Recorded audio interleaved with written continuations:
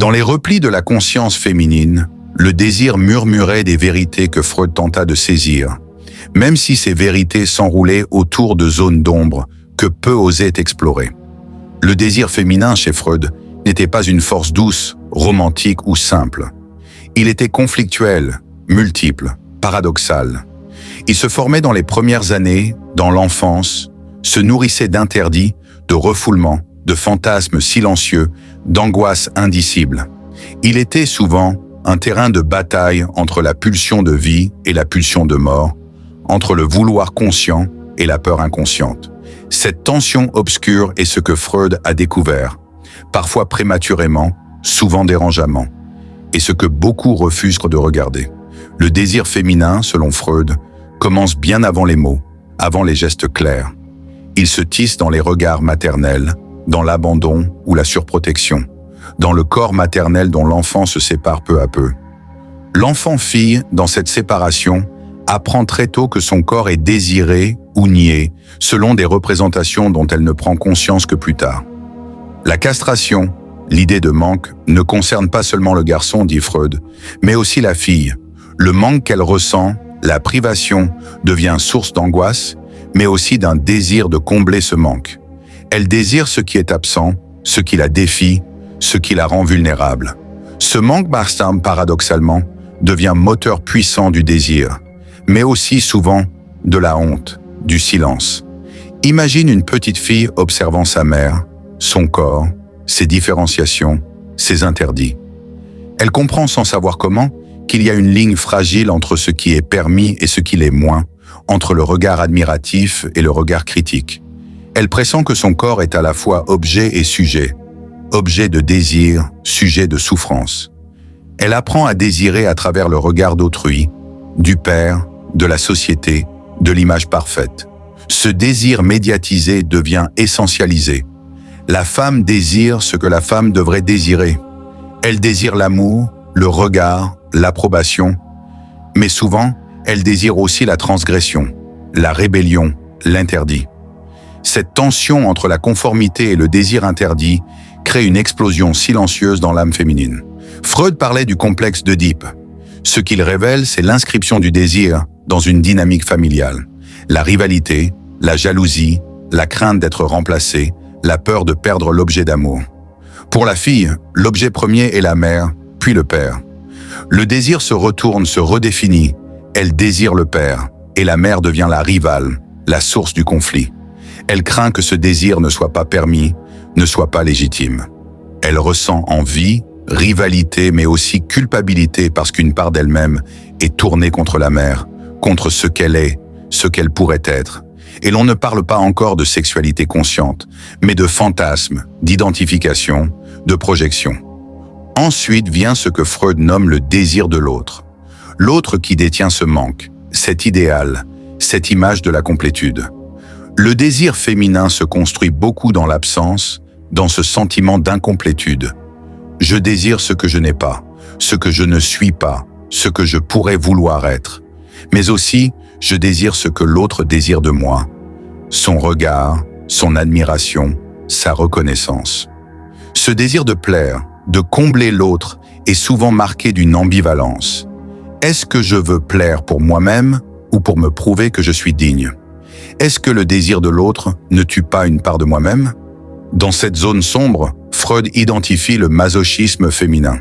Il ne s'agit pas seulement de souffrir physiquement, mais de souffrir psychiquement. Accepter la privation, la douleur du désir non satisfait, l'attente interminable.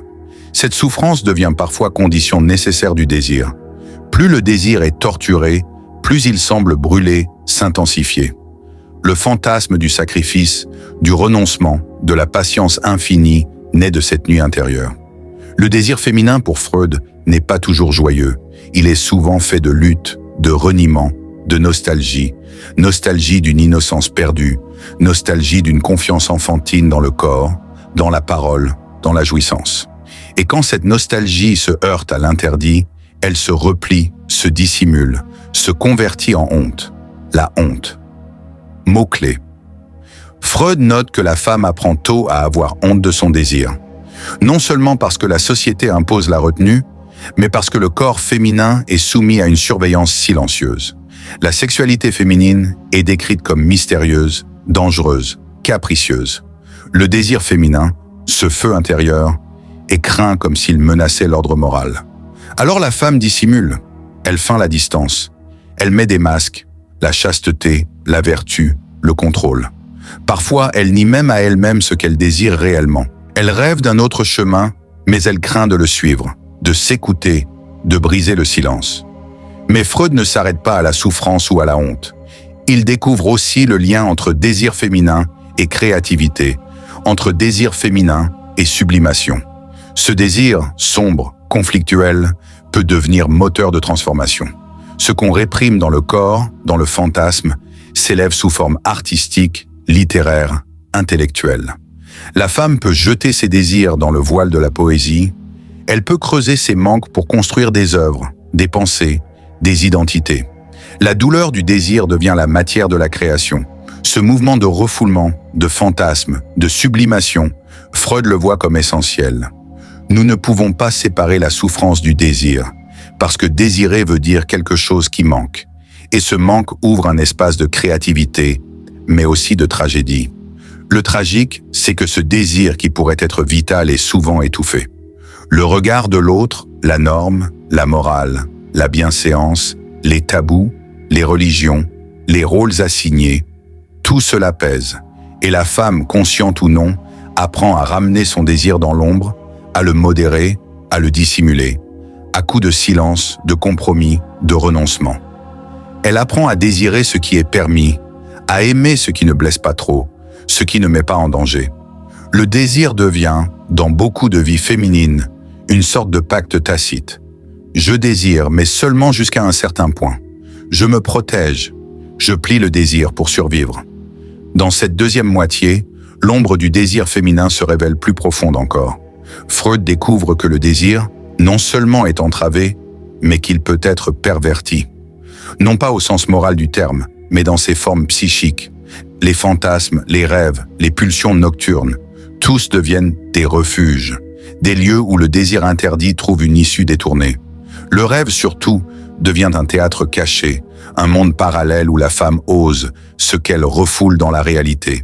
Là, elle peut transgresser, elle peut désirer ce qui fait peur, elle peut dominer, fuir, séduire, manipuler. Elle peut même aimer ce qui, au fond, la détruit. Le désir féminin, lorsqu'il est interdit dans la journée, revient la nuit. Il se glisse dans les images oniriques, dans les fantasmes d'enfance, dans les scénarios de domination ou d'abandon. Et parfois, ce désir prend des formes sombres, désir de punition, de perte de contrôle, d'effondrement. Freud découvre que l'angoisse et le désir ne sont pas opposés, mais liés, que le plaisir peut se cacher derrière la peur, que certaines femmes, dans le secret de leur psyché, ne désirent pas ce qui est simple, mais ce qui est dangereux, risqué, brûlant. Et cela ne vient pas d'une perversité morale, mais d'un conflit profond entre l'éducation, la norme et la pulsion.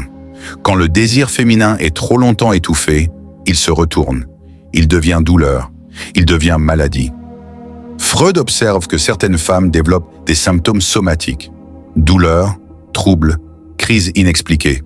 Leur corps parle à la place de leur bouche. Ce qu'elles ne peuvent pas dire, elles le vivent dans la chair. Une oppression dans la poitrine, une migraine persistante, un ventre qui se noue, une fatigue sans cause. Le corps devient la scène du conflit. Il trahit ce que l'esprit veut cacher. Et ce n'est pas de la faiblesse. C'est un cri, un appel, une mémoire. Certaines femmes perdent le lien avec leur propre désir. Elles savent ce qu'on attend d'elles. Elles savent comment plaire, comment séduire, comment aimer. Mais ce désir ne vient plus d'elles. Il est fabriqué, joué. Il sert à survivre dans le regard des autres. Et quand elles se retrouvent seules, face à elles-mêmes, le vide est là. Une sorte d'oubli intérieur. Qui suis-je quand je ne suis pas désiré? Que reste-t-il quand je ne cherche plus à plaire? C'est là que commence le vertige. Le vertige du soi, le vertige du manque. Et pour beaucoup, ce vide est insupportable. Le couple devient alors un théâtre de tension. Le désir y est présent, mais souvent troublé. La femme peut aimer sincèrement. Elle peut désirer, mais quelque chose freine. Un souvenir, une peur, une loyauté invisible envers sa mère, son passé, ses blessures. Le corps peut dire oui, mais l'âme dit non, ou l'inverse. Freud observe ces conflits, ces moments où le plaisir devient difficile, où l'orgasme est absent ou douloureux, où la tendresse déclenche des larmes. Il ne juge pas, il cherche, il écoute, et il découvre que sous le désir, il y a l'histoire. L'histoire de la femme, de son enfance, de ses silences. Parfois, la femme désire être vue, entendue, reconnue, mais pas seulement pour ce qu'elle donne, pour ce qu'elle est, pour ce qu'elle ose sentir. Et quand ce regard n'existe pas, ou plus, elle se ferme, elle se retire, elle devient distante, ou au contraire, elle se donne sans limite, dans l'espoir qu'en donnant tout, elle finira par être aimée pour elle-même. C'est un piège psychique. Le désir devient stratégie, il devient condition, il devient dépendance. Et au fond, la femme ne sait plus si elle désire ou si elle implore. Freud voit aussi l'ombre de la toute-puissance, ce fantasme intérieur, être maîtresse du désir de l'autre, être celle que l'on ne peut quitter, celle que l'on cherche, que l'on veut, que l'on attend. Ce fantasme peut porter, il donne de la force, il nourrit l'ego, mais il peut aussi détruire, car il place l'amour sous condition. Si tu ne me désires plus, je n'ai plus de valeur. Si tu regardes une autre, je disparais. Cette fragilité extrême est une construction, une cicatrice, quelque chose d'enfoui, lié à l'enfance, à l'abandon, à la peur de ne pas être suffisante.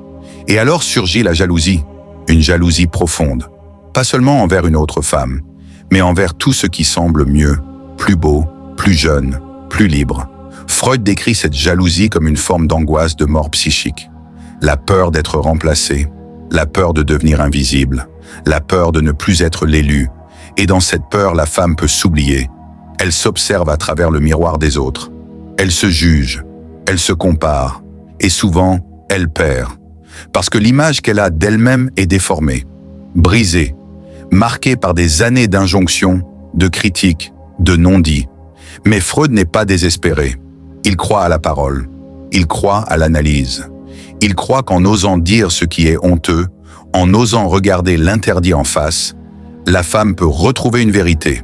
Non pas une vérité morale, mais une vérité intérieure, celle de ses désirs profonds, de ses peurs légitimes, de ses contradictions humaines. Dire « j'ai envie », dire « j'ai peur », dire « je veux et je ne veux pas ». Cela ouvre une brèche, une lumière. Freud ne propose pas de libération facile. Il ne dit pas « faites tout ce que vous voulez », il dit « comprenez, nommez, écoutez », car ce que vous refoulez ne disparaît pas, ça revient, d'une manière ou d'une autre, en rêve, en crise, en douleur, en violence parfois, en silence toujours. Et dans ce silence, il y a un appel à se retrouver, à se reconstituer, à reprendre la main sur son histoire. Le désir féminin, au fond, est un territoire sacré, pas parce qu'il est parfait, mais parce qu'il est réel, humain, contradictoire, bouleversant. Il ne peut pas être réduit à une fonction, à un rôle, à une image. Il est multiple, il est fluctuant, il est parfois lumineux, parfois noir. Il est l'expression d'un corps qui pense, d'une pensée qui souffre, d'une âme qui cherche. C'est cela que Freud a vu, ce que beaucoup ont refusé d'admettre. Le désir féminin n'est pas un mystère à résoudre. C'est un monde à respecter, à écouter, à libérer. Non pas pour qu'il s'adapte, mais pour qu'il existe, pleinement, authentiquement, même dans l'ombre. Et parfois, c'est dans l'ombre que naît la lumière la plus vraie.